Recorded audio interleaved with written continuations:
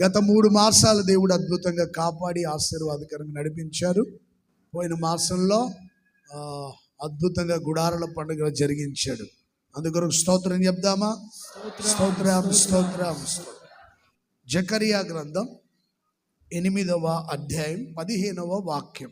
పరిశుద్ధ గ్రంథమైన బైబిల్లో నుండి జకరియా గ్రంథం 8వ అధ్యాయం 15వ వాక్యాన్ని చదువుతారు. అందరు గమనించండి. ఈ కాలమున యెరూషలేమునకును యూదా వారికిని మేలు చేయను ఉద్దేశించుచున్నాను గనుక భయపడొద్దు. ఈ నెల వాగ్దానం ఏంటంటే మేలు చేయను ఉద్దేశించుచున్నాను గనుక భయపడకండి. చివరి మాట మీరు చెప్పండి, ముందు మాటలు నేను చెప్తాను. మేలు చేయను ఉద్దేశించుచున్నాను గనుక, ఆ మాట గట్టిగా చెప్పండి. మేలు చేయను ఉద్దేశించుచున్నాను గనుక భయపడవద్దు. Praise the lord.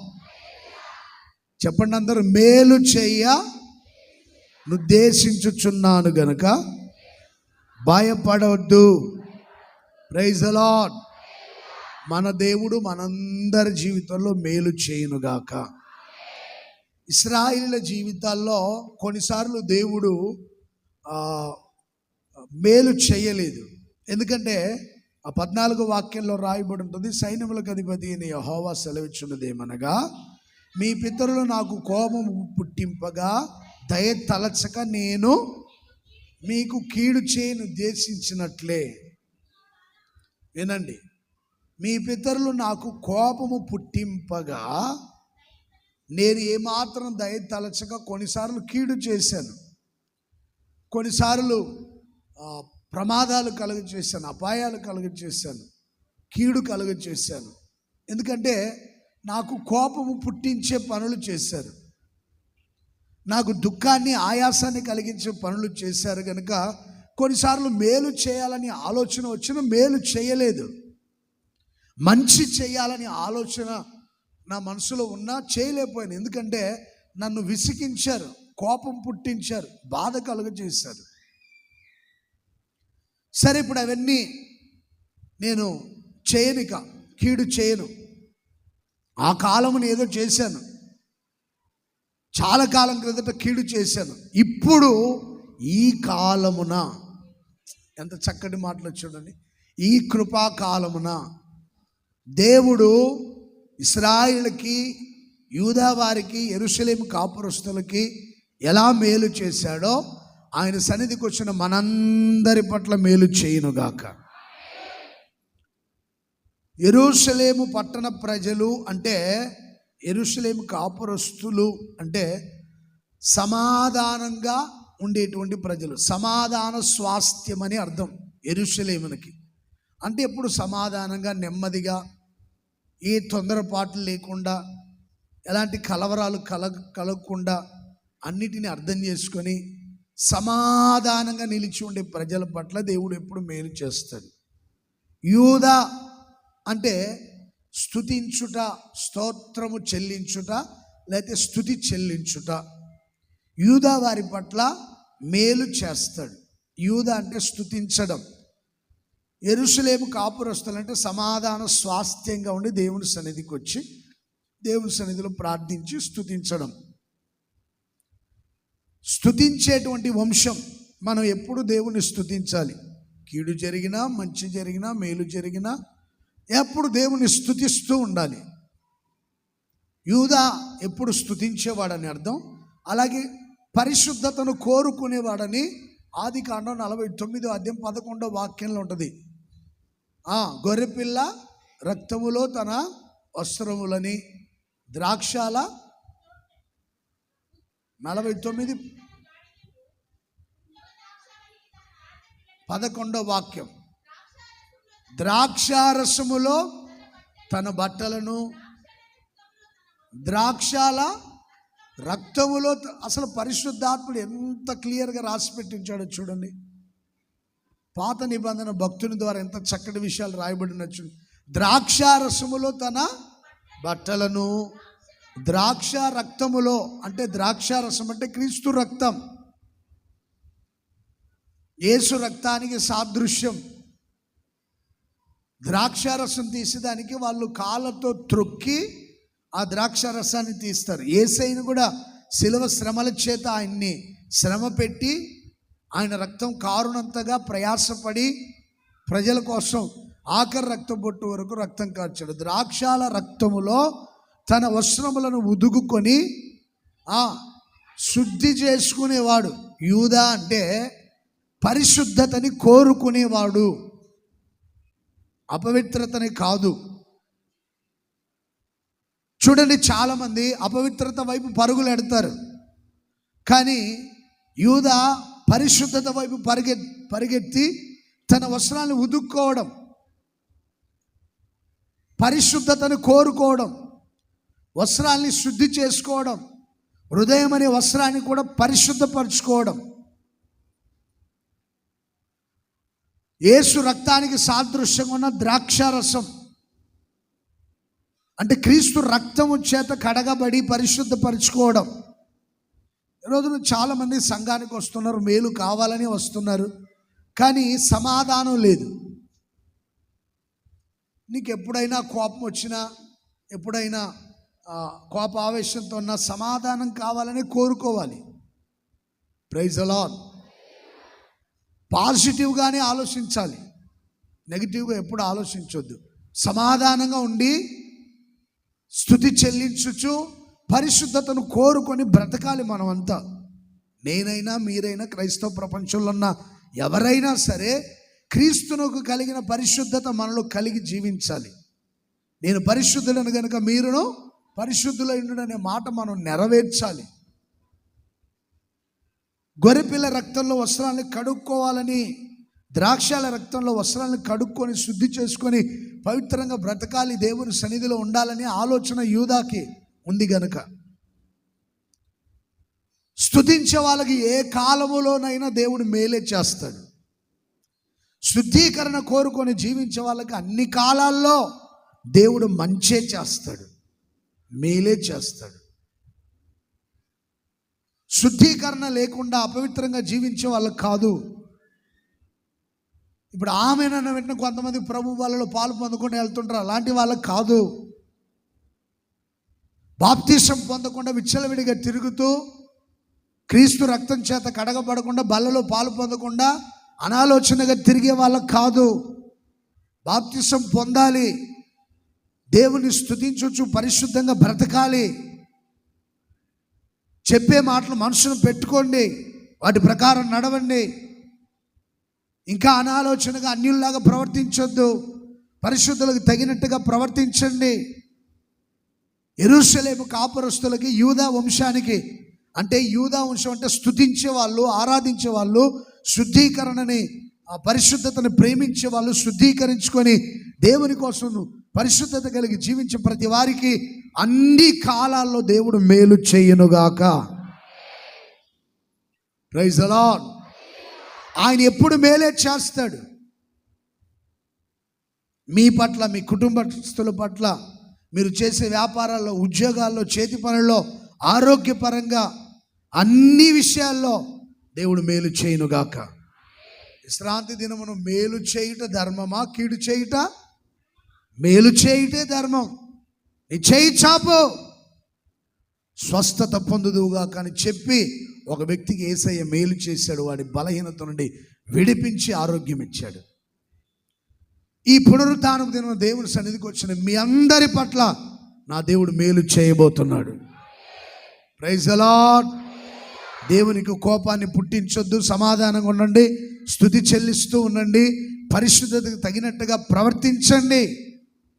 ఆ తర్వాత మాటలు కూడా ఏమని ఉంటాయంటే 16వ వాక్యంలో సత్యమే మాట్లాడను. 8వ అధ్యాయం 16వ వాక్యం జకరియా గ్రంథం. మీరు చేయవలసిన కార్యం ఏమనగా సత్యమే మీరు మాట్లాడాలి, న్యాయంగా తీర్పు తీర్చాలి, ఏ మాత్రం దురాలోచనలు చేయొద్దు, పొరుగు వాని మీద ఏమాత్రం దురాలోచనలు చేయొద్దు, అబద్ధ ప్రమాణాలు చెయ్యవద్దు. దేవునికి అసహ్యమైన కార్యాలు ఎవరు చేయొద్దు.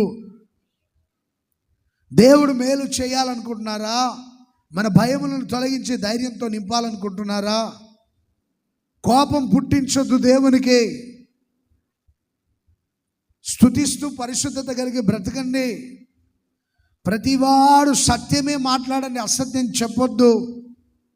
ఇది మాకు అసంభవం అయ్యా అనుకుంటున్నారా? దేవునికి సాధ్యమే. మీకు అసాధ్యమే, కానీ మనకు అసాధ్యమే. సత్యం పలకాలంటే ఎలా ప్రభు అంటే, దేవుడు సత్యాన్ని పలికే ఆ ఆత్మ మనలో ఉంచుతాడు, మనస్సు మనలో ఉంచుతాడు, మన నాలుకల్ని సత్యం పలికేటట్లుగా స్థిరపరుస్తాడు. అలాగే న్యాయంగా తీర్పు తీర్చాలి. తీర్పు తీర్చేటప్పుడు న్యాయాన్ని విచారించి తీర్పు తీర్చాలి. అన్యాయంగా ఎవరికి తీర్పు తీర్చొద్దు. బంధువుడైనా, స్నేహితుడైనా, రక్త సంబంధికుడైనా అన్యాయం చేస్తే అన్యాయంగానే వాడికి తగిన శిక్ష విధించి, నీతిగా న్యాయంగా దూరస్తులైనా, పేదవారైనా, అనాథలైనా వాళ్ళు మంచి కార్యాలు జరిగిస్తే వాళ్ళకి తీర్పు తీర్చి న్యాయాన్ని జరిగించి మంచి చేయాలి. అలాగే ప్రతివాడు పొరుగు వాని మీద ఎప్పుడు దురాలోచనలు పెట్టుకోకూడదు. వాడిని కొట్టాలి, వాడిని చంపాలి, వాడిని తిట్టాలి, వాని కుటుంబాన్ని సర్వనాశనం చేయాలి. మంచి పనులు తెగ చేస్తున్నాడు, ఎప్పుడు దొరుకుతాడా చితక బాధేయాలి, ఎప్పుడు దొరుకుతాడా ముక్కలు ముక్కలుగా నరికేయాలి, ఎప్పుడు దొరుకుతాడా కళ్ళలో కారం కొట్టాలి, ఎప్పుడు దొరుకుతాడా కడుపు కాల్చేయాలి. కొంతమంది దురాలోచనలు ఇలా ఉంటాయి. ఒక ఆమె అంటుంది, నాకు దొరకాలి వాడి సంగతి చెప్తా అంటుంది. ఒక ఆమె భక్తి చేస్తుంది, ప్రార్థన చేస్తుంది, ఉపవాసాలు ఉంటుంది, ఆత్మస్థ ముందుకు వెనక్కి ఊగుతుంటుంది.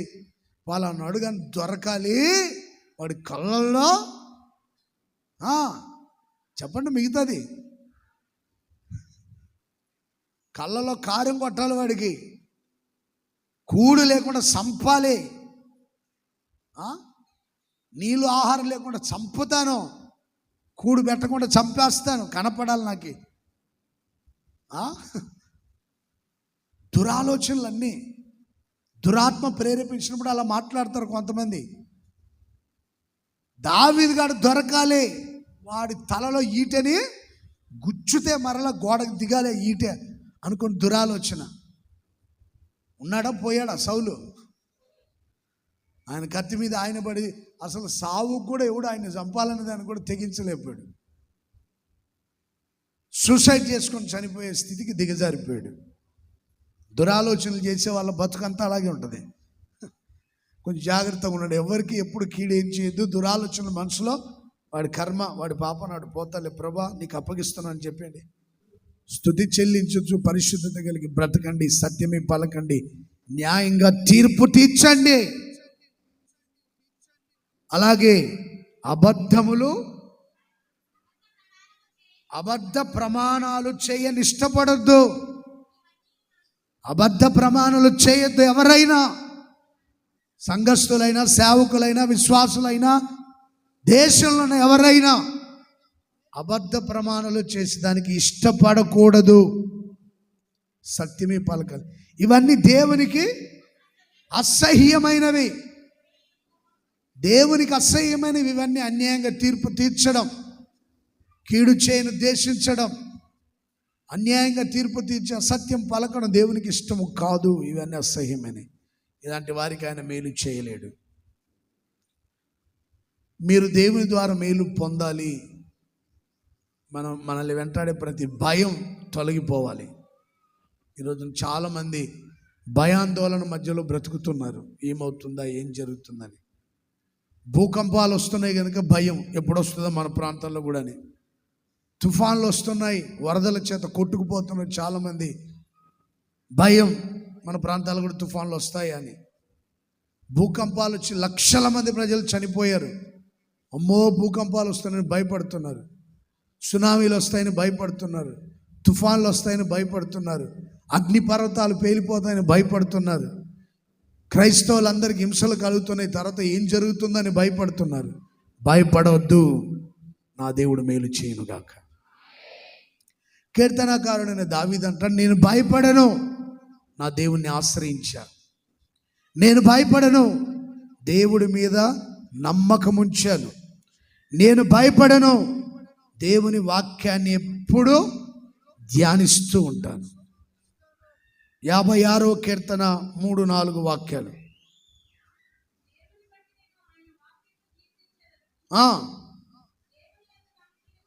దేవుని యందు నమ్మిక ఉంచాను, నేను భయపడను. 3వ వాక్యం కూడా చదవండి. నాకు భయము సంభవించు దినమున నేను దేవుణ్ణి ఆశ్రయిస్తాను. మీకు ఎప్పుడైనా భయం సంభవిస్తే ఎవరిని ఆశ్రయించాలి? గట్టిగా చెప్పాలి అందరూ. భయం కలిగినప్పుడు ఎవరిని ఆశ్రయించాలి? గట్టిగా. నాకు భయము కలిగినప్పుడు నేను దేవుని ఆశ్రయించాను. దేవునిని బట్టి ఆయన వాక్యాన్ని కీర్తిస్తా. నాకు భయము కలిగితే దేవుని ఆశ్రయించి వాక్యాన్ని ధ్యానిస్తూ కీర్తిస్తా. నీ వాక్యమే నా పరవశము, నీ వాక్యమే నా ఆత్మకు ఆహారము, నీ వాక్యమే నా పాదములకు దీపము, నీ వాక్యమే నా పాదములకు దీపము. యేసయ్యా నీ వాక్యమే నా పాదములకు దీపము. హల్లెలూయా, ప్రైజ్ ది లార్డ్. వాక్యాన్ని ఏం చేయాలి మనం? గట్టిగా వాక్యాన్ని ఏం చేయాలి మనం? కీర్తించాలి. యేసన్న గారు వాక్యాన్ని పాటలుగా రాశారు. నా దీపము యేసయ్యా నీవు, నరుని ఆత్మ యెహోవా పెట్టిన దీపం, నా దీపంని నీవు వెలిగించావు. ఎంత చక్కటి కీర్తనలండి. Praise the lord. దీన స్థితి అందునా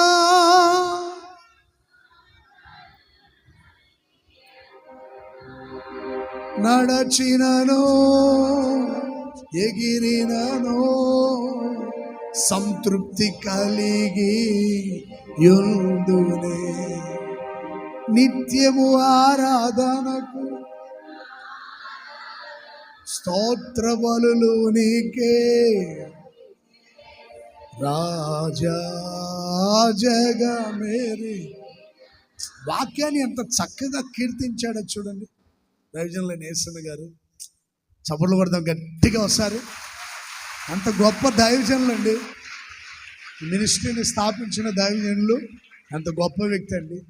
దీన స్థితిలో నేను నడిచాను, సంపన్న స్థితిలో ఎగిరాను. సంపన్న స్థితి వచ్చినప్పుడు ఎగిరా, దీన స్థితి వచ్చినప్పుడు నడిచా తలదించుకొని. అయినా అన్ని విషయాలు సంతృప్తిగానే ఉంటాను. తృప్తి లేని జీవులు ఉన్నాయి కొన్ని. తృప్తి లేని జీవులు ఏంటి అవి? ఏం జీవులు అండి తృప్తి లేనివి? సామెతల గ్రంథంలో ఉంటుంది. జలగకి ఎప్పుడు తృప్తి ఉండదంట, రక్తాన్ని పీల్చు.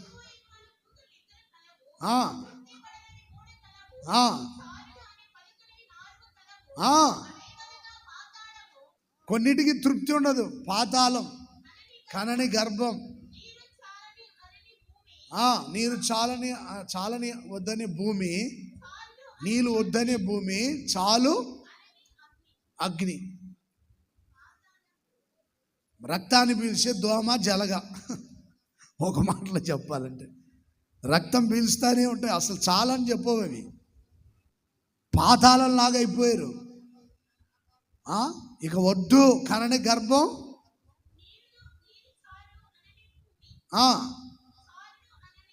అగ్ని, భూమి, ఇలా తయారైపోయారు కొంతమంది.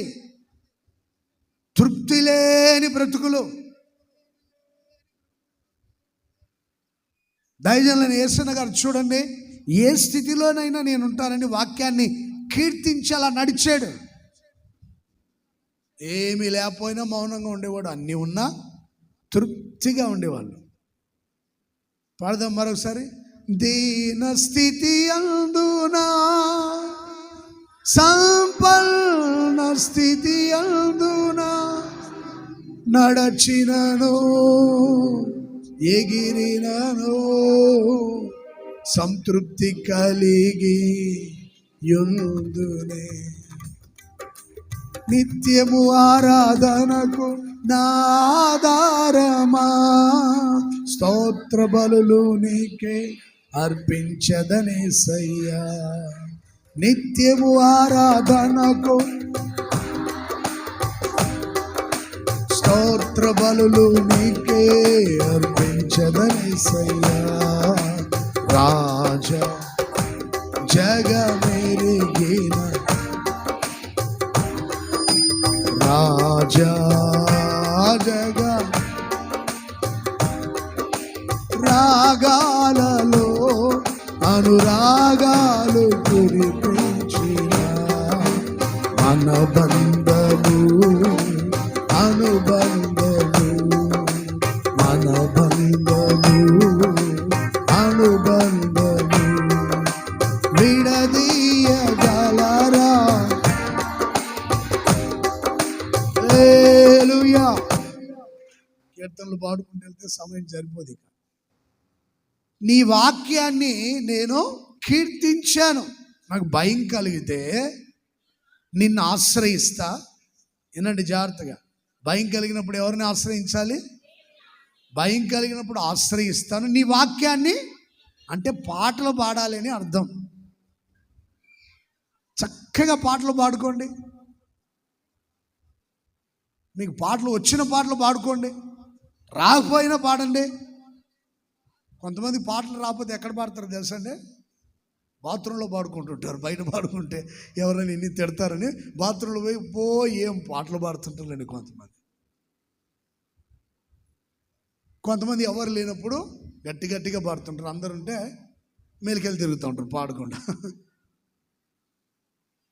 భయము కలిగినప్పుడు ఆశ్రయించి కీర్తించి దేవుని నమ్మండి. ఆయన మిమ్మల్ని ధైర్యపరుస్తాడు. కీర్తించే వాళ్ళని, ఆశ్రయించే వాళ్ళని, దేవుణ్ణి నమ్మి మనం ఆయన్ని నమ్మి ఆయన సన్నిధికి వచ్చాం. ప్రతి భయాన్ని తొలగించి మేలు చేయునుగాక. Praise the Lord. మీ గుండెల్లో ఉన్న ప్రతి కలవరాన్ని, మన గుండెల్లో ఉన్న ప్రతి భయాన్ని ప్రభు తొలగించి ధైర్యపరచునుగాక. చూడండి, కొంతమంది భయపడుతూ ఉన్నారు. వాళ్ళకి దేవుడు మేలు చేస్తానని చెప్పాడు. భయపడొద్దు, మేలు చేస్తానని సెలవిచ్చాడు.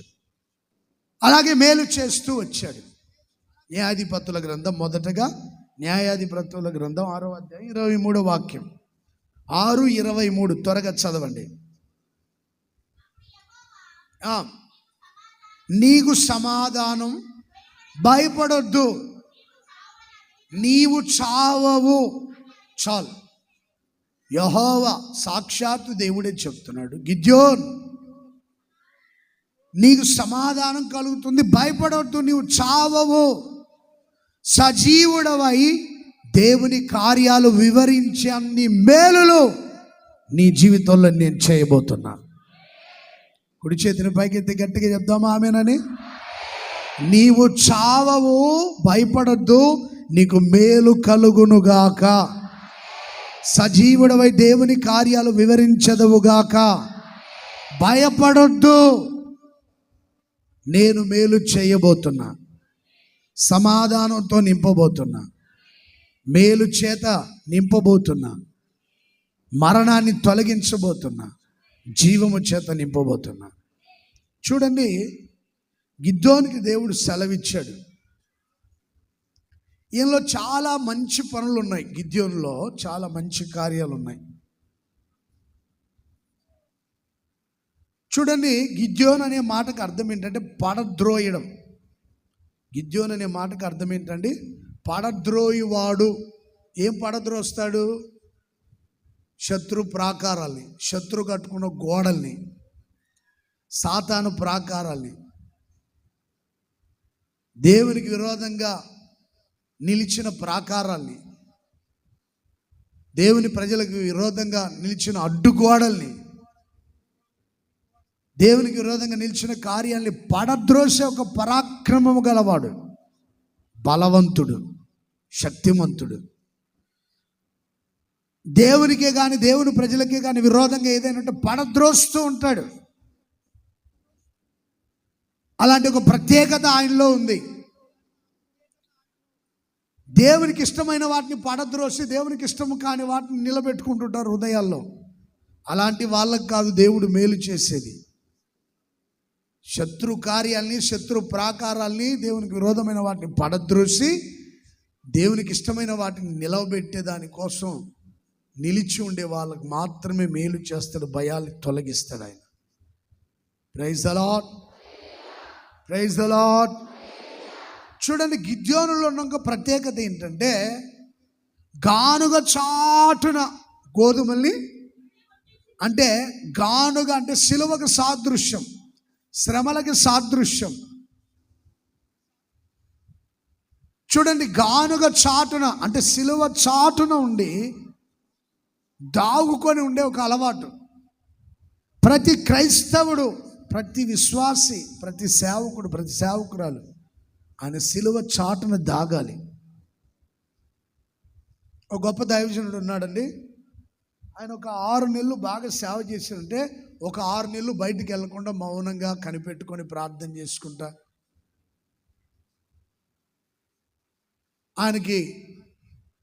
ఆయన చెప్పిన మాటలన్నీ మరలా ఒకసారి రిపీట్ చేసుకొని వింటా, ఆయన రికార్డింగ్ చేసుకొని ఆయన వాక్యాలు వింటూ జాగ్రత్తగా. అంటే నాకు తెలిసిన విషయం చెప్తున్నా, కొంతమంది చెప్పారు 6 నెలలు కాదు, కానీ ఆయనకి దేవుని చేత మాట్లాడే ఒక అలవాటు.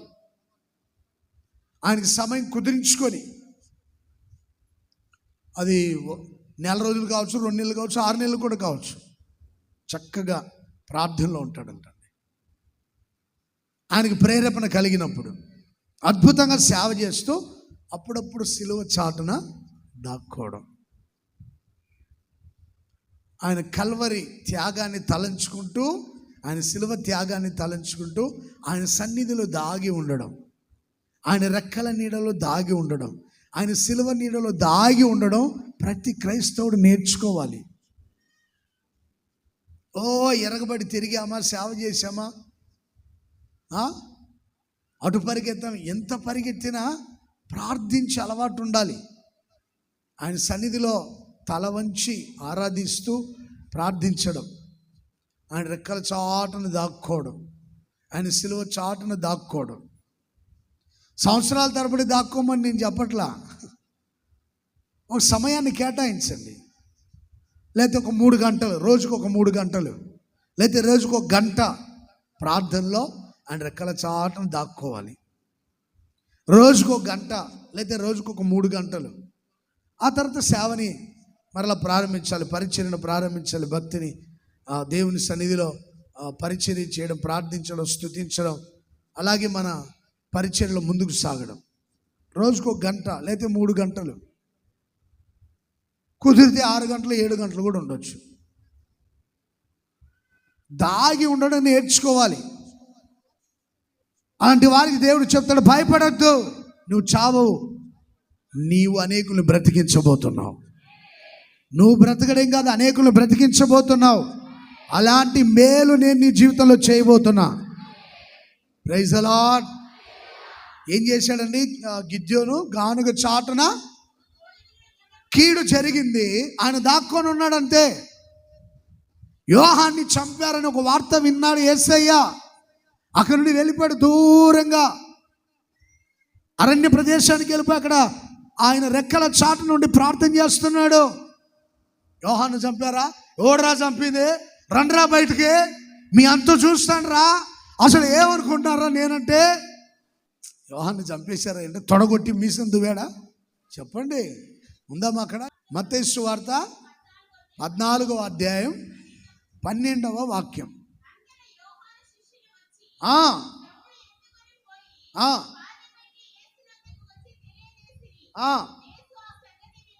యోహాన్ని చంపేశారు, మేము పాతి పెట్టేశామని ఆ యోహాను శిష్యులు వచ్చి యేసయ్యకి చెప్పారు. యేసయ్య సంగతి విని దోణి ఎక్కి ఏకాంతంగా వెళ్ళి ప్రార్థనలో ఉన్నాడు. అక్కడ దాక్కొని యేసయ్య ఆ తండ్రి ఆయన రెక్కల చాటును దాక్కొని అక్కడ మౌనంగా ధ్యానిస్తాడు. తొడగొట్టలా, మేసం మెలేలా, రండ్రా మీ అంతు తేలుస్తాం, అసలు ఏమనుకుంటున్నారు అలా.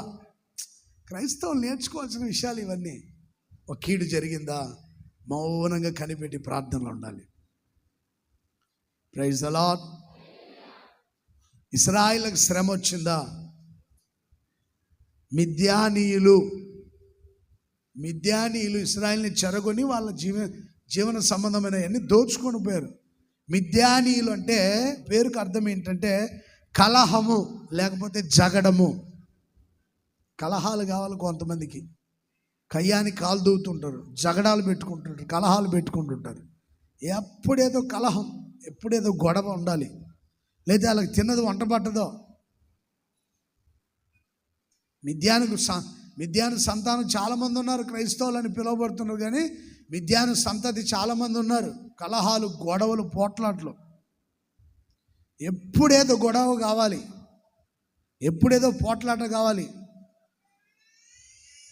భర్త తన్నేదాకా కొంతమందికి ప్రశాంతత ఉండదు. వాడు కీలు ఇరవాలా, అప్పుడు అమ్మయ్యా అని కూర్చుంటుంది అన్నమాట. వాడు చెయ్యి ఆడాలా, ఈమె నోరు ఆడాలా. పెట పెట పెట పెట 4 తగిలిచ్చిపోతాడు. గొడవలు కావాలా. మిద్యాను సంతానం ఇది. గిద్యోన్,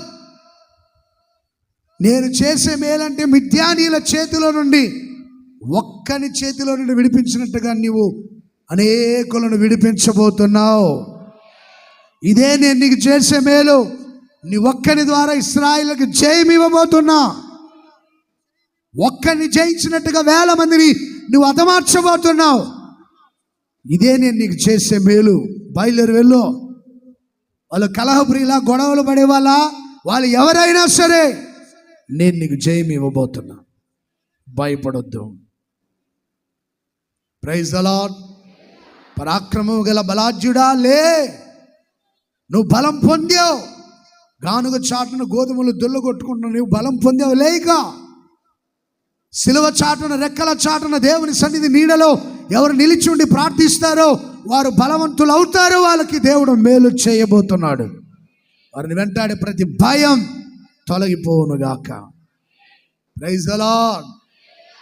రెండోదిగా ఆయనలో ఉన్న ప్రత్యేకత ఏంటంటే 6వ అధ్యాయం 18వ వాక్యాన్ని చదవండి. నా అర్పణలను బయటికి తెచ్చి నీ సన్నిధిని దాన్ని పెట్టేంత వరకు. చూడండి, దేవదూతతో ఏం చెప్తున్నాడు? నీవు నా పక్షాన ఉంటావు, నాకు జయమిస్తానని చెప్పావు కదా, నాకు మేలు చేస్తానని చెప్పావు కదా, నేను అర్పణ తీసుకొని వస్తా, నీ సన్నిధిలో ఉంచుదా. నా అర్పణ తీసుకుని వచ్చి నీ సన్నిధిని దాన్ని పెట్టేంతవరకు ఎక్కడికి వెళ్ళకూడదు నువ్వు. ఓ దేవదూత, ఎక్కడికి వెళ్ళొద్దు, భయపడొద్దు, నాకు మేలు చేస్తానని చెప్పావు కదా. నువ్వు మేలు చేసేవాడు అయితే, మంచి చేసేవాడు అయితే ఒక అర్పణ తీసుకుని వచ్చి ఆయన సన్నిధిలో పెడతాను, అప్పటి వరకు ఎక్కడికి వెళ్ళొద్దు. అంటే గిద్యోను దాక్కుని అలవాటే కాదు, అర్పణ దేవుని సన్నిధి తీసుకుని వచ్చే అలవాటు కూడా ఉంది. ఏం తీసుకొచ్చాడు దేవుని సన్నిధికి? పొంగని భక్ష్యాన్ని, ఒక మేకపిల్లను వధించి దాని మాంసాన్ని తీసుకొని వచ్చాడు. మందిరానికి వచ్చేటప్పుడు, దేవుని సన్నిధికి వచ్చేటప్పుడు అర్పణ తీసుకురావాలి. ఆ మనసు ఆయనలో ఉంది. కొంతమందికి ఏంటో తెలుసా అండి, మీ ఇంటికి వస్తాను ఏమి ఇస్తారు, మా ఇంటికి వచ్చేటప్పుడు ఏం తీసుకొస్తాం అంటారు. కానీ ఇచ్చే అలవాటు ఉండదు కొంతమందికి. అర్పణ ఇవ్వాలి.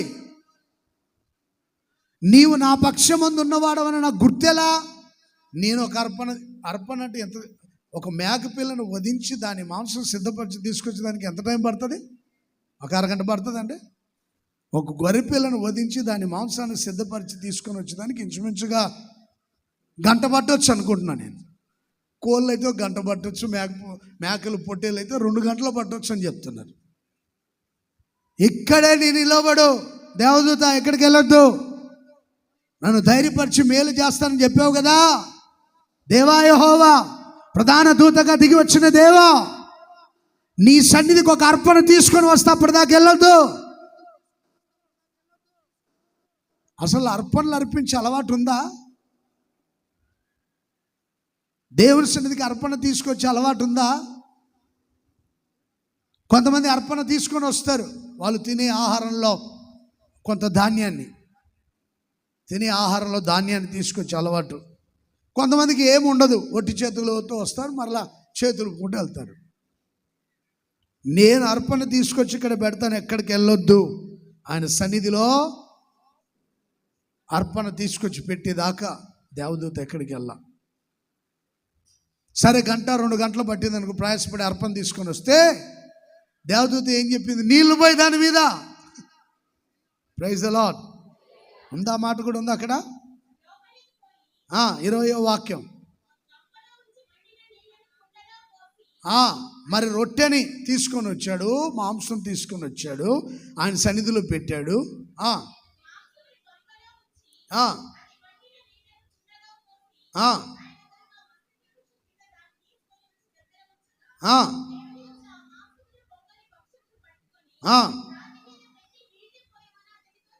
రాతి మీద పెట్టి నీళ్లు పోయి, నువ్వు వండుకొని తెచ్చింది సరే బాగానే ఉంది, దాని మీద నీళ్లు పోయి.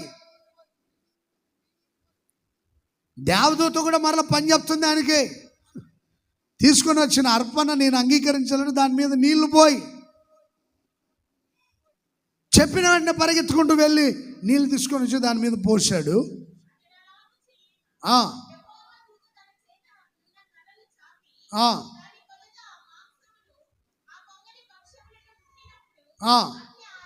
బండలో నుంచి అగ్ని వచ్చి అర్పణని దహించి వేసింది.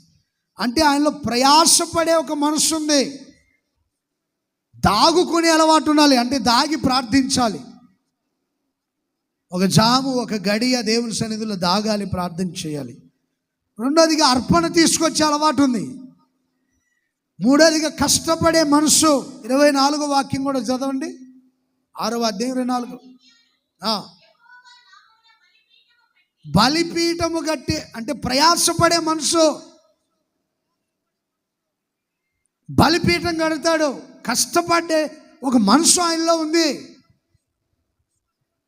అర్పణ తీసుకురావడమే కాదు, పొంగని భక్ష్యాలు తీసుకురావడమే కాదు, దేవదూత నీళ్లు పోయమంటే నీళ్లు పోసాడు. ఆ తర్వాత దేవుడు ఆయనకు సమాధానం ఇచ్చిన తర్వాత బలిపీఠం కట్టాడు. కష్టపడే మనసుందా? ఎంతసేపు సుఖంగా ఉండాలని ఆలోచన. కష్టపడే మనసు లేదు, పరిచర్య చేసే మనసు లేదు కొంతమందికి.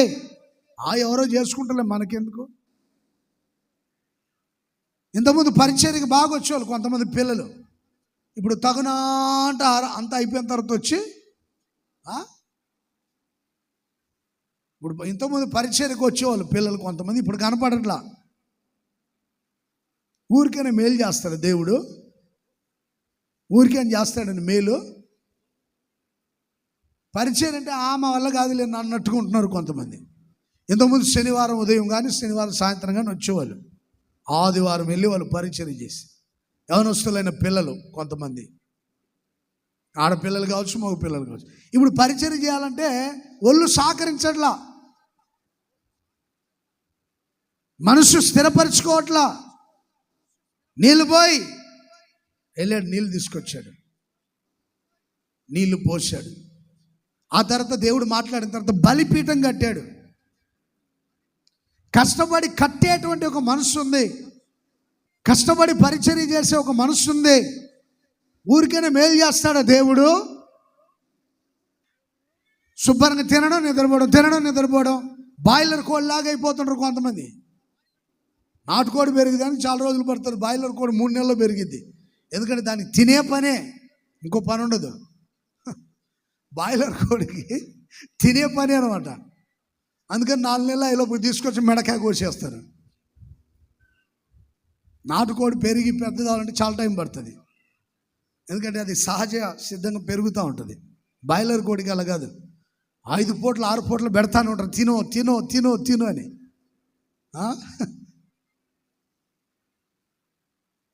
కొన్నింటిని బలేర్పించే కోడల్ని కూడా ఎక్కడ పడితే అక్కడ తినమని చెప్తాను, దేవుడు దాన్ని ఆటంకపరచడు. బాగా మేపి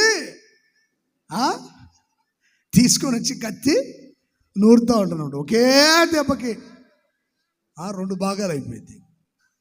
బాగా పెడతారు తిండి, కత్తి నూరుతూ ఉంటాడు అనమాట. రా రా రా రా ఇన్ని రోజులు తిన్నావు రా అని. కష్టపడకుండా, పని చేయకుండా, ప్రయాసపడకుండా నువ్వు తిన్నా అది సుఖం కాదు, అది వంట పట్టదు. ప్రయాసపడుతున్నావా? దేవుని దూతకు చెప్పాడు, అర్పణ తీసుకొని వస్తాను, వెళ్ళి సిద్ధపరచుకొని వచ్చాడు. అంతేకాదు, నీళ్లు పోయమంటే నీళ్లు పోసాడు. దేవుడు సమాధానం ఇచ్చిన తర్వాత ఆయనే ఒక బలిపీఠం కట్టాడు. చప్పట్లు కొడదామా గట్టిగా? Praise the lord. ప్రతి ఒక్కరు కష్టపడాలి. మా అమ్మ నాన్న పని చేస్తున్నారు, మేము ఇళ్ళను శుభ్రం చేయాలి, ఇంట్లో అన్నిటిని శుభ్రం చేయాలని ఆలోచన రావాలి మనసులో. హల్లెలూయా చెప్పండి గట్టిగా. ఇంట్లో తల్లిదండ్రులు కష్టపడితే పిల్లలకి ఏ పని లేదు, ఇంటి పని అయినా చేయాలి కదా. కనీసం చీపురు పట్టుకోవడం కూడా చేత కాదు కొంతమందికి. ఇల్లు శుభ్రం చేసుకోవాలి, బూజు పట్టిపోయింటే ఇల్లు కంపు కొడుతుంటాయి. ఇల్లు శుభ్రం చేద్దాం, మా అమ్మ కష్టపడుతుంది కదా, నేను ఏదో పని చేద్దామని చేయాలి. పిల్లలకు నేర్పించండి అలా. ఒరే అంట్లు దోమే ఉంటే నీకు ₹1 ఇస్తానని చెప్పు, లేకపోతే 10 రూపాయలు ఇస్తాను, లేకపోతే నేర్పించాలి. పని నేర్పించినప్పుడు అలా వాళ్ళకి ఏదో చాక్లెట్ ఇస్తాను, లేకపోతే బిస్కెట్ ప్యాకెట్ కొని ఇస్తాను, లేకపోతే ₹1 ఇస్తాను, అలా నేర్పించండి పిల్లలకి. అమ్మా లే అని మమ్మీ వెళ్ళి లేపుతుంటే నాన్నొచ్చి పడుకోనిలే అమ్మాయిని. కష్టపడింది కాలేజీకి వెళ్ళొచ్చి, ఇది కాలేజీకి వెళ్ళి వస్తే కష్టపడ్డామా, పడుకొని ఈరోజు సండే కదా పద్దాకా పడుకొని. ఇదే అండి ఉదయాన్నే లేవనెత్తాలి, ఏదో పని అప్పచెప్పి నేర్పించి డిసిప్లిన్ అనమాట. మా ఇంట్లో మా నాన్నగారు అలాగే చేయించాడు మాకు. ఒక వారం అంతా నేను ఇల్లు ఉడవాలి, మా అన్నయ్య నీళ్ళు తీసుకురావాలి, మా చెల్లి వాళ్ళు అంట్లు కడగాలి, అందరు పని. ఈ వారం నేను ఇల్లు ఉడిస్తే వచ్చే వారం అంట్లు కడిగే పని అనమాట. వచ్చే వారం నీళ్ళు తీసుకొచ్చి పని, లేతే పుల్లలు సిద్ధపరిచి పొయ్యి వెలిగించుకునే దానికి ఆ పని. వారంలో ఒక్కొక్కరికి ఒక డ్యూటీ అప్పచెప్పేవాడు మా నాన్నగారు. మీరు కూడా చెప్పండి అలా. ఒళ్ళు కదలకూడదు, ఒళ్ళు అలసిపోకూడదు, తిని నిద్రపో అంటే వాళ్ళు అట్టాగే తయారైపోతారు. ఇంట్లో ఉన్నంతకాలం బాగానే ఉంటుంది, పెళ్లి చేసుకుని వేరే ఇంటికి వెళ్తే ఎలా ఉంటుంది పరిస్థితి? అప్పుడు పద్దాక పడుకోమ్మా అంటారు ఎవరైనా. దరిద్రం చుట్టుకుంటారు, నిద్రమోహన్ లే అంటారు. ఇంతసేపు పడుకుంటే దరిద్రం ఇంటికి లే పైకి అంటారు, పని చేయి పా అంటారు. అందుకని ప్రయాసపడడం, కష్టపడడం నేర్పించారు. బలిపీఠం కట్టేటువంటి ఒక ప్రత్యేకత, కష్టపడి ఆయన చేతులు అర్పణ తీసుకుని వచ్చే ఒక ప్రత్యేకత, దేవదూత చెప్పినట్టుగా చేసే ఒక ప్రత్యేకత, ఇవన్నీ ఆయనలో ఉన్నాయి గనుక గిద్యోన్ భయపడొద్దు, నీకు మేలు చేయబోతున్నా. ఒక్కని చేతిలో నుండి విడిపించినట్టుగా ఇశ్రాయేలుని విడిపించబోతున్నా. ఇదే నేను నీకు చేసే మేలు, నీకు గొప్ప జయము దయచేయబోతున్నా. కలహప్రియుల చేతిలో నుండి నేను ప్రజలను విడిపించబోతున్నా. ఎవరు బంధించబడ్డారో వారిని దేవుడు విడిపించునుగాక. మన ప్రార్థన ద్వారా, మనం ప్రయాసపడే ఆ ఒక ప్రత్యేకమైన కష్టపడే ఆ మనస్సు ద్వారా, లోబడేటువంటి ఆ మనస్సు ద్వారా ప్రజల్ని దేవుడు విడిపించునుగాక. ఇంకా ఏం మేలు చేశాడో తెలుసండి దేవుడు గిద్యోను కాలంలో? 8వ అధ్యాయం 28వ వాక్యం చదవండి. 8:28. మిద్యానీయులు ఇశ్రాయేలీయుల ఎదుట అణచబడి తమ తలలను ఎత్తుకొనలేకపోయిరి, శత్రువులు అణిచివేయబడ్డారు, తల ఎత్తుకోలేదు. ఏ శత్రువు అయితే తల ఎత్తుకొని ఉన్నాడో తల దించబడునుగాక. ఏ శత్రువు అయితే ఉగ్ర రూపం దాల్చి విర్రవీగుతున్నాడో వాళ్ళు అణిచివేయబడుదురుగాక. Praise the lord. దేవుడి ప్రజలకు విరోధంగా లేచిన మిద్యానీయులు అణిచివేయబడినట్లుగా ఆత్మ సంబంధమైన ఇశ్రాయేలు అనబడిన మనకు విరోధంగా లేచిన శత్రువు అణిచివేయబడునుగాక. ఇదే దేవుడు మనకు చేసే మేలు. శత్రువు అణిచివేయబడతాడు, తల ఎత్తుకోలేడు, తల దించుకోబోతున్నాడు. Praise the Lord. గిద్యోను దినములలో దేశము 40 సంవత్సరాలు నిమ్మలంగా ఉంది. చప్పట్లు కొడదాము గట్టిగా, కొట్టండి, గట్టిగా గట్టిగా కొట్టండి చప్పట్లు. ఈ భారతదేశం అంతా నిమ్మలముగా ఉండునుగాక. మన రాష్ట్ర ప్రజలు నిమ్మలముగా ఉందురుగాక. మన ప్రాంతాలను ప్రజలు నిమ్మలంగా సమాధానంగా ఉందురుగాక. కుటుంబాలను ప్రజలు నిమ్మలముగా నెమ్మదిగా ఉందురుగాక. ఈ దేశమంతా సమాధానంగా ఉండునుగాక. గట్టిగా. ఈ దేశంలో కలవరాలు, కలతలు అన్నిటిని దేవుడు తొలగించి నెమ్మది దయచేనుగాక. పోట్లాట్లు, గొడవలన్నీ నిర్మూలపరచునుగాక. ఈ దేశం శాంతి సమాధానాలతో ఉండునుగాక. దేశంలో ఉన్న ప్రజలందరూ నెమ్మదిగా ఉందురుగాక, నిమ్మలముగా ఉందురుగాక. మీరు మీ కుటుంబ సభ్యులు నిమ్మలముగా ఉందురుగాక. Praise the Lord. గట్టిగా కుడి చేతిని పైకెత్తి ప్రైజ్ ది లార్డ్. దేవుడు ప్రాంత ప్రజలందరినీ సమాధానముతో నింపునుగాక. మనలందరికీ సమాధానము దయచేయునుగాక. మన మీద కోపావేశలై కొంతమంది విర్రవీగుతుంటే వాళ్ళ మెడని దేవుడు వంచునుగాక. నమ్మిన వాళ్ళు గట్టిగా చెప్పండి. క్రైస్తవానికి విరోధంగా లేచిన వారి మెడ, చెప్పండి గట్టిగా, మెడ వంచునుగాక. చప్పట్లు కొట్టండి గట్టిగా. దేవుడు ఆ కార్యం చేయబోతున్నాడు. గట్టిగా చప్పట్లు కొట్టండి. ఏమంటారండి కోపం వస్తే? ఎవడి మీద కోపం వస్తే ఏమంటారు? మెడ పంపులు జాగ్రత్త అంటారు. అంటారండి. ఇక మనం అనాల్సిన పనులే. ఆ మాట దేవుడు అనబోతున్నాడు. Praise the lord. మెడ వంచాలి, అనచాలి. దేవుడు మనకు చేసే మేలేంటి? నిమ్మలంగా ఉండడం. గట్టిగా ఆమెన్ చెప్పండి. నెమ్మదిగా ఉండడం. ఆమెన్ చెప్పండి. సమాధానకరంగా ఉండడం. శత్రు మీద జయమిచ్చి దేశ ప్రజలందరికీ, ఈ దేశంలో ఉన్న దేవుని బిడ్డలందరికీ నెమ్మది సమాధానం కలుగచేసి నిమ్మలపరచునుగాక. సముద్రం ఉవ్వెత్తున ఎగిసిపడుతుంది. సముద్రమా నిమ్మలంగా ఉండు. గాలి ఆగో. తుఫాను ఆగో. సముద్రం మౌనంగా ఉండు, నిమ్మలంగా ఉండు, ఊరకే ఉండు. నా శిష్యులు ఈ సముద్రంలో వెళ్ళేది నా పిల్లలు. నా పిల్లలు ప్రయాణం చేస్తే ఎగిసిపడతావే? నోర్మోయ్, గద్దిస్తున్నాను. Praise the Lord. దేవుడు గద్దించబోతున్నాడు. అనేకులను దర్శనమిచ్చి గద్దించబోతున్నాడు. చెమటలు పుట్టించాలి ఒక్కొక్కడికి. Praise the lord. గద్దించునుగాక దేవుడు. అన్ని నిమ్మలపరచునుగాక. నిన్ను తొందర పెట్టే విషయాలు ఏవైనా ఉన్నాయా? నీకు ఇబ్బంది కలిగించే విషయాలు ఏమైనా ఉన్నాయా? దేవుడు నీకు మేలు చేసి ఆ శత్రువులందరిని అణిచివేసి నెమ్మది కలుగ చేయనుగాక. మనం ఎప్పుడు ఆయన సిలువ చాటును దాగాలి, అర్పణలు అర్పించాలి, ప్రయాసపడాలి, ఆయనకి లోబడి బ్రతకాలి. Praise the lord. అప్పుడు ఆయన మీ జీవితంలో మేలు చేస్తాడు. రెండోదిగా లూకాసు వర్తమానం 8వ అధ్యాయం 50వ వాక్యం చదవండి. భయపడవద్దు, నమ్మిక మాత్రం ఉంచు. 49వ వాక్యం కూడా చదవండి అమ్మా.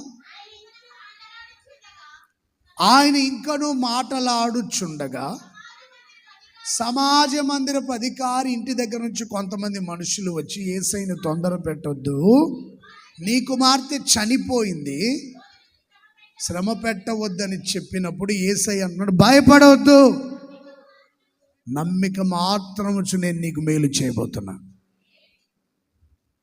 Praise the lord. ఏం చేశాడు యేసయ్య? ఆయనకి చాలా సమస్యలు ఎదురయ్యాయి. ఆ ఇంటికి వెళ్ళేటప్పుడు పరిహాసం చేసే వాళ్ళు ఎదురయ్యారు, సానుభూతి చూపే వాళ్ళు ఎదురయ్యారు. యేసు ప్రభుని ఎందుకయ్యా కష్టపెడతావు? ప్రభు వద్దులే, వెళ్ళిపో, నువ్వు ఎందుకయ్యా కష్టపడ్డావు? సానుభూతి అందరూ చూపిస్తారు. వద్దు ప్రభా, నువ్వు వెళ్ళిపో, ఎందుకు కష్టపడుతున్నావు, ఎందుకు శ్రమ పడతావు? ఏం పట్టించుకోవాలి. వెళ్ళాడు. అక్కడికి వెళ్తే నవ్వుతున్నారు అందరూ. వీళ్ళందరూ బయటికి పంపించేయి, ఒట్టి ఏడ్చే వాళ్ళని. కొంతమంది పరిహాసం చేశారు. అబ్బో, పెద్ద దిగి వచ్చాడు ఈ ఆకాశం నుండి, అమ్మాయి చనిపోయిందని చెప్పిన కూడా ఓ పొడుచుకొని వస్తున్నాడు లోపలికి. ఏం చేస్తాడో చూద్దామని నవ్వుతూ ఉంటే లోపలికి వెళ్ళి చేయి పట్టుకొని, చిన్నదానా లెమ్మని చెప్పగా ఆమె ప్రాణము తిరిగి వచ్చను, దిక్కున లేచి కూర్చుంది. చప్పట్లు కొట్టండి గట్టిగా. చిన్నదానా లెమ్మని ఆజ్ఞాపిస్తున్నాను చెప్పిన వెంటనే ఆమె ప్రాణం మరలా వచ్చింది. ప్రాణం పెట్టగలడు, దాన్ని తిరిగి తీసుకోగలడు ఆయన. నేనే పునరుద్ధానము, నేనే జీవం. ఆయన జీవాధిపతి. మరణం ఆయనకి ఏది అడ్డు రాదు. చిన్న మాట చెప్పాడు, మరలా బ్రతికింది, లేచి కూర్చుంది. ఆ ఇంట్లో ఉన్న మరణం జీవంగా మారింది. అదే దేవుడు చేసిన మేలు. ఒకవేళ మీ కుటుంబంలో మరణం వెంటాడుతుందా, మీ వ్యక్తిగత జీవితంలో, దాన్ని దేవుడు జీవంగా మార్చునుగాక. Praise the Lord. హల్లెలూయా. ప్రియ సహోదరులారా, సమాజ మందిరపు అధికారి ఇంటిలో మేలు చేయడానికి, ఆయన భయాన్ని తొలగించి మేలు చేయడానికి కారణం ఏంటంటే, లూకా సువార్తమానం 8వ అధ్యాయం 41వ వాక్యం నుండి చదవండి. సమాజ మందిరపు అధికారి అయిన యాయిరు అని ఒకడు వచ్చి యేసు పాదముల మీద పడి, యేసయ్య ఒక సమాజ మందిరపు అధికారి యేసయ్య పాదాల మీద పడి, ఇంచుమించుగా 12 ఏళ్ల ఈడుగల నాకు ఒక్కగానొక్క కుమార్తె, ఆమె చావ సిద్ధమైంది కనుక ఇంటికి వచ్చి ప్రార్థన చేసి ఆ పాపని బాగు చేయండి బాబు అని బ్రతిమిలాడుకున్నాడు. చూడండి ఎంత చక్కగా ఒక సమాజ మందిరపు అధికారి ఆయన పాదముల మీద పడ్డాడా లేదా? గట్టిగా చెప్పాలి. యేసయ్య దగ్గరకు వచ్చి, ఏంటి ప్రభా, ఎప్పుడు వస్తావు మా ఇంటికి? ఏంటి మధ్య కనపడట్లేదు, వస్తావా రావా? అసలు మేము ఎందుకు కనపడతాంలే నీకు? కొంతమంది మాటలు ఇలా ఉంటాయి, మేమెందుకు కనపడతాం, డబ్బు ఇచ్చే వాళ్ళు కనపడతారు నీకు. ఇక్కడే కొంతమంది ఉంటారు అలాంటి వాళ్ళు. పాస్టర్ గారికి ఈ మధ్య మేము కనపడట్లేదండి. ఏం మాటలు ఇవి? మాట్లాడచ్చు ఇలాంటి మాటలు. ఆయన సమాజ మందిరపు అధికారి, అల్లటప్పాడు కాదు ఆయన, ఒక సమాజ మందిరానికి అధికారి. బోధకుడా అని ఆయన పాదాలు పట్టుకున్నాడు. ఆయన పాదముల మీద పడ్డాడంట. ఎంత అద్భుతం అండి. యేసయ్య పాదాలు పట్టుకోండి. Praise the lord. మన భయాలు కలవరాలు తొలగిపోయి మేలు జరగాలంటే ఆయన పాదాలు పట్టుకుందాం, బ్రతిమిలాడండి. 12 ఏళ్ళ ఈడుగల ఒకే ఒక కుమార్తె, అయ్యా బాగు చేయండి బాబు, కనిపోతే నాకు దిక్కెవరు లేదు. బతిమిలాడుతున్నాడు, అయ్యా నా కుమార్తెను ఆశీర్వదించు అని. ఎప్పుడైనా బతిమిలాడారా? నా కుమార్తెకి ఏమండి అని మాట్లాడొద్దు, ఏం తక్కువ అండి అని మాట్లాడద్దు. అలా ఒకే ఒక కుమార్తె ప్రభా, దాన్ని ఆశీర్వదించు, ఆరోగ్యం ఇవ్వండి, కాపాడండి ప్రభా. నాకు 2 పిల్లలు, వాళ్ళని కాపాడని అడగండి. ప్రభా 3 పిల్లలు ఉన్నారు, వాళ్ళని బాగు చేయండి అని అడగండి. దబాయించొద్దు, నోరుందని. కొంతమంది దబాయిస్తారు, తెలివి తక్కువళ్ళు. వాళ్ళకి దేవుని విలువ, దేవుని సన్నిధి విలువ, దైవ సేవకుల విలువ తెలీదు. దబాయిస్తుంటారు కొంతమంది. అసలు ఏమనుకుంటున్నావు నేనంటే, నేనెంత భక్తునో, నేనెంత గొప్పనో, నాకు ఎంత డబ్బు ఉందో, నేను ఒక సమాజ మందిరానికి అధికారిని, ఏంటి వస్తావా రావా? ఇలాగే అడిగారు ఏలియాని, ఏంటయ్యా వస్తావా రావా? మా రాజుగారి దగ్గరికి ఆరోగ్యం బాగాలేదు, ఎప్పుడు వస్తా? నేను దైవజనుని అయితే అగ్ని దిగొచ్చి మిమ్మల్ని దహించేస్తుంది, పోండి. ఏంటి మీ దబాయింపుడు? అడిగేటప్పుడు ఎలా అడగాలని తెలీదా? నోరుందని దబాయిస్తే సరిపోద్దా?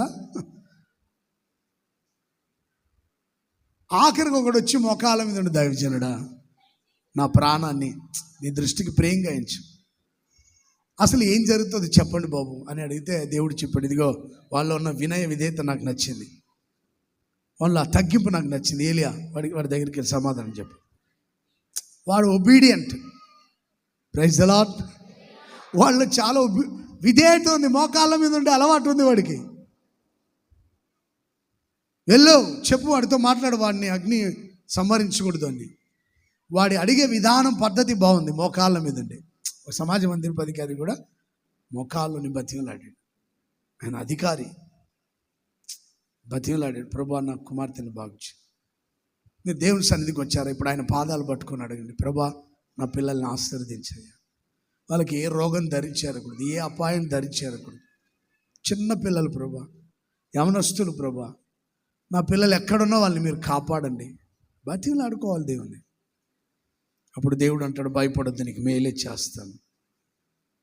మన చుట్టూ ఎంతమంది పరిహాసం చేసే వాళ్ళు ఉన్నా, తొందర పెట్టే వాళ్ళు ఉన్నా, సానుభూతి చూపే వాళ్ళు, భయపడొద్దు. మీరు ఎవరు? నీలో ఉన్న తగ్గింపు, నీలో ఉన్న ప్రార్థన, నీలో ఉన్న బ్రతిమలు ఆడుకునే ఆ పద్ధతి, అది నీ జీవితంలో మేలు చేయబోతుంది. ప్రభు కాళ్ళు పాదాలు పట్టుకొని అడిగేటువంటి ఒక పద్ధతి, ఆ తగ్గించుకునే అలవాటు నీలో ఉంది కనుక నా దేవుడు మేలు చేయను ఉద్దేశించునుగాక, మంచి జరిగించునుగాక, మరణాన్ని జీవముగా మార్చునుగాక, రోగాలు వ్యాధులు తొలగించునుగాక. ఎవరు ఏ రోగంతో ఏ వ్యాధితో వచ్చారో నేను ప్రభు పాదాలు పట్టుకొని అడుగుతున్నా, ప్రభువా నీ సన్నిధికి వచ్చిన వాళ్ళందరినీ బాగు చేయండి. ఉదయకాలం నుండి నేను ఇదే ప్రార్థన చేస్తాను. నా చేతులు వారి మీద ఉంచకముందే మీ చేతులు వారి మీద ఉంచండి. నీ సన్నిధికి ప్రజల్ని తీసుకొని రండి, క్షేమంగా వాళ్ళని ఆశీర్వదించి మరలా తీసుకొని వెళ్ళండి. నేను ఎప్పుడు ఇదే అడుగుతా, నేను చేయి పెడితే అద్భుతాలు చెప్తే నేను ఎప్పుడు అలా అతిశయపడను. నా చేతులు ఏముందండి? కానీ మహిమగల దేవుని చేతిలో సమస్త ఈవులు ఉన్నాయి. ఆయన చేతిలో సమస్త ఎవరికి ఏం అవసరం అవన్నీ ఆయన చేతిలో ఉన్నాయి. నా చేతులు ఎన్ని పడతాయి ఆశీర్వాదాలు? నేను అది చేయబడితే ఎన్ని ఆశీర్వాదాలు పడతాయి? కానీ ఆయన చేయి మాత్రం చాలా పెద్దది. ఆయన కొరచ కాలేదు. ఆయన చెయ్యి కొరచగా ఉండదు మేలు చేసేదానికి. ఆయన చెయ్యి చాపాడంటే మీరు ఈ మందిరంలో ఎక్కడ కూర్చున్నా ఆయన చెయ్యి మీ తల మీదకి చాపబోతున్నాడు. ఆయన మీ జీవితంలో మేలు చేయబోతున్నాడు. చప్పట్లు కొట్టండి గట్టిగా. అందరినీ నా దేవుడు మేలు చేసి ఆశీర్వదించునుగా. నా చెయ్యి కొరచగా ఉండొచ్చు, దేవుని చెయ్యి చాలా పెద్దదే. ఆయన బాహువులను చాపాడంటే సాహస కార్యాలే జరుగుతాయి. ఆయన హస్తం చాపాడంటే మేలే జరుగుతుంది. అయితే మనలో ఉన్న పద్ధతులు ఎలా ఉన్నాయి? ప్రభు పాదాలు పట్టుకొని అడిగే విధానం, బ్రతిమలాడుకునే విధానం ఉండాలి. ఎప్పుడు దబాయించొద్దు. ఎలా అడగాలి దేవుణ్ణి? ఆయన పాదాలు పట్టుకొని బ్రతిమలాడాలి. నమ్మిక ఉంచినప్పుడు నమ్మికే ఉంచాలి. అటు నుంచి వార్తలు వస్తున్నాయి, అవిశ్వాసపు వార్తలు. నమ్మిక ఉంచు, నీకు మేలు జరుగుతుంది అంతే. Praise the lord. మరి ఎంతమంది దేవుని సన్నిధికి వచ్చి ఆయన మీద ఎంతమంది నమ్మకం ఉంచుతున్నారు నాకైతే తెలియట్లేదు. ఇక్కడైనా నమ్మకం ఉంచండి, ప్రభు పాదాలు పట్టుకొని అడగండి. అసాధ్యమైన సాధ్యం అవ్వబోతున్నాయి. ఈ మొదటి ఆదివారం రోజు నా దేవుడు మీ అందరి జీవితంలో మేలు చేయనుగాక. ఆయన చేసే మేలు జీవం, ఆయన చేసే మేలు ఆశీర్వాదం. గిద్యోను వలె దేవుని సన్నిధిలో జీవించండి. ఒక సమాజ మందిరపు అధికారి ఆయన పాదాలు పట్టుకొని బ్రతిమలాడినట్టుగా బ్రతిమలాడని నమ్మిక ఉంచి మేలు చేయబోతుంది. చివరిగా ఒక విషయం చెప్పి నేను ముగించేస్తాను. రూతు గ్రంథం 3వ అధ్యాయం 11వ వాక్యం. కుమారి, నువ్వు భయపడొద్దు, నీవు చెప్పినదంతయు నీకు చేసేదను, నీవు యోగ్యురాలవని నా జనులందరికీ తెలుసు. రూతు బోయిజ్ దగ్గరికి వెళ్ళినప్పుడు బోయిజ్ చెప్తున్న మాటలు ఇవి. రూతు అనే మాటకు అర్థం ఏంటంటే సంతృప్తి నొందుట, సంతృప్తి నొందినది, లేకపోతే సౌందర్యవంతురాలు. బోయిజ్ అనే పేరుకు అర్థం ఏంటంటే మహాబలము గలవాడు, విమోచకుడు. యేసుక్రీస్తు బలవంతుడు, విమోచించేవాడు. విమోచకుడైన యేసయ్య దగ్గరికి వెళ్తే ఆయన అంటాడు, నా కుమారి, నా కుమారుడా, భయపడొద్దు, నీవు చెప్పిందంతా నీకు చేస్తాను. తర్వాత చదువుకుందాం. నా కుమారి, నువ్వు భయపడొద్దు, నువ్వు చెప్పిందంతా నేను విన్నా, నీకు చేస్తాను ఆ విషయాలన్నీ. ఏంటి? ఆమె అన్యురాలు, ఆమెను యూదురాలుగా మార్చాలి, యూదా వంశంలో చేర్చుకోవాలి. ఎందుకంటే ఆమె తన భర్తను పోగొట్టుకుంది. యూదుల ఆచారం ఏంటంటే ఇద్దరు సహోదరులు ఉంటే తన సహోదరుడు వివాహం చేసుకున్న తర్వాత పిల్లలు కలగకుండా చనిపోతే తన తమ్ముడు వివాహం చేసుకోవచ్చు. అది వాళ్ళ ఆచారం, అది ఆ దేశ సాంప్రదాయం, ఆచారం అది. ఇప్పుడు నయోమి కుమారుడు చనిపోయాడు. ఇప్పుడు ఆమెని తన బంధువుడు ఒకడు బంధు ధర్మం జరిపించి వివాహం చేసుకొని యూదా వంశంలో చేర్చాలి. ఆమెని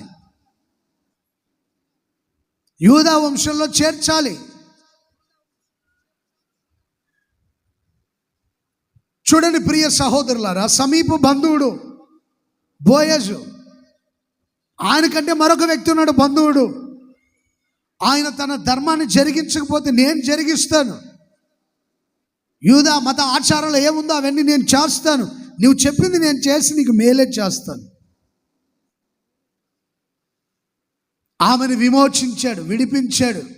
యూదురాలుగా మార్చుటకు కొన్ని సిద్ధాంతాలు ఉన్నాయి, అన్నీ వాళ్ళు జరిగించి ఆమె పట్ల మంచి చేసి ఆమెను విడిపించి క్రయము చెల్లించి కొని, విమోచకుడు మనల్ని క్రయము చెల్లించి కొన్నాడు, రక్తం చిందించి మనల్ని కొన్నాడు, వెల చెల్లించి మనల్ని కొన్నాడు ఆయన.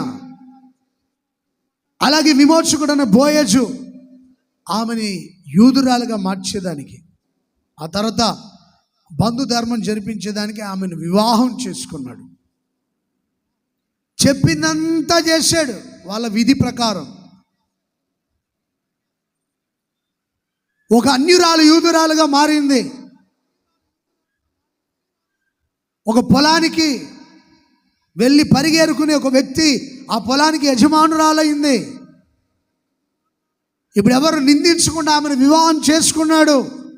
దేవుడు చక్కటి పిల్లల్ని ఇచ్చాడు. ఆ వంశంలో ఉండే యేసుక్రీస్తు వచ్చేటట్లుగా ఆమెను దేవుడు ప్రత్యేకించుకున్నాడు. చప్పట్లు కొడదామా గట్టిగా? Praise the lord. నువ్వు భయపడవద్దు, నీకు మంచి చేస్తానని చెప్పాడు, మంచి చేశాడు. ఆమెలో ఉన్న ప్రత్యేకత ఏంటంటే, ఇప్పుడు చదవమ్మ మాటలు. జనులందరూ నీవు యోగ్యురాలవని తెలుసు. ఆ పై మాటలు కూడా చదవండి అమ్మా. 10వ వాక్యం. నా కుమారి,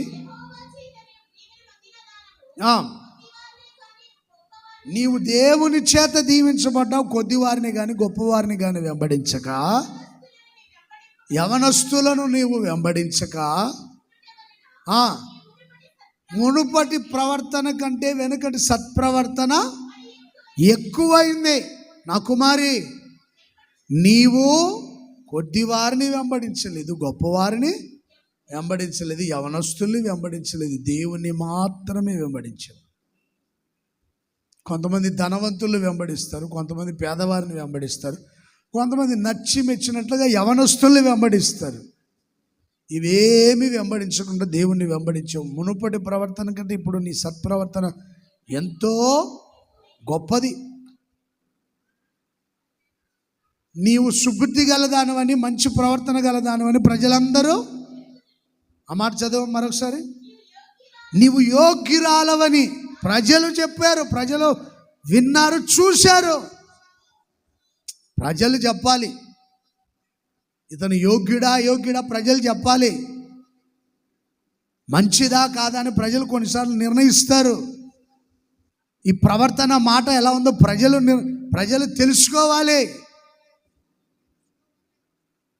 నువ్వు యోగ్యురాలవని ప్రజలందరికీ తెలుసు, మంచి ప్రవర్తన కలిగి ఉన్నావని ప్రజలకు తెలుసు. అందుకని నీకు మేలు చేస్తా, భయపడద్దు. మన విమోచకుడైన యేసయ్య కూడా మనకి మేలు చేస్తాడు. మనం ఎవరిని వెంబడించకుండా యేసయ్యని వెంబడిద్దాం. మంచి ప్రవర్తన మునుపు ఎలా ఉందో తెలియదు, ఇప్పుడైనా మంచిగా ఉండండి. కొంతమంది మునుపు ప్రారంభంలో బాగుంటారు, తర్వాత చెడిపోతారు. కొంతమంది సేవకు వచ్చి చెడిపోతారని చెప్తుంటాడు పాస్టర్ గారు మాకు. సేవ రాకముందు బాగానే ఉన్నారు భక్తిగా, సేవకు వచ్చి వాళ్ళని చూసి వీళ్ళు చూసి చెడిపోయారని చెప్తుంటాడు. కొంతమంది ప్రారంభంలో బాగుంటారు, రక్షణ పొందిన ప్రారంభంలో బాగుంటారు, తర్వాత ఏమవుతారు, చెడిపోతారు. ప్రారంభంలో నా భక్తి ప్రారంభంలో నా పరిశుద్ధత అవి లేవు. ఇప్పుడు రూతు మునుపటి ప్రవర్తన కంటే ఇప్పుడు నీ ప్రవర్తన మరి ఎక్కువైంది. అప్పటికంటే ఇప్పుడు ఇంకా నువ్వు భక్తిగా యోగ్యమైన మంచి మనసు కలిగి ప్రవర్తన కలిగి జీవిస్తున్నావు. నీకు మంచి చేస్తాను, భయపడద్దు. ప్రజలందరూ గుర్తించారు నువ్వు ఎలాంటి దానవో, నేను ఎలాంటి దానో, మీరు ఎలాంటి వాళ్ళు ప్రజలు చెప్పాలి. కొన్నిసార్లు హోసన్న మందిర విశ్వాసులు ఎలాంటి వాళ్ళో చెప్పాలి ప్రజలు. అర్థమవుతుందా? హోసన్న వాళ్ళు నిప్పు అంటుంటారు కొంతమంది. ప్రియ సహోదరులారా, మన ప్రవర్తన రోజు రోజుకి అధికమవ్వాలి. దేవుని దృష్టిలో మంచిది అవ్వాలి. ప్రారంభంలో మారు మనసు, బాప్తిసం, పరిశుద్ధాత్మ, ఇట్లా ఒక్కొక్క మెట్టి అలా ఎక్కుకుంటూ వెళ్తారు. అలాగే ఒక రోజున దేహ విమోచన కలుగుతుంది. సింహాసనం మీద ఆయనతో కూడా కూర్చుంటాం. విమోచకుడైన యేసయ్య తండ్రి సింహాసనం మీద యేసయ్య ఒడిలో మనం కూర్చోవాలి. ఒక రోజున మన ప్రవర్తన రోజు రోజుకి పరిశుద్ధంగా, అతి పరిశుద్ధంగా మారుతూనే ఉండాలి.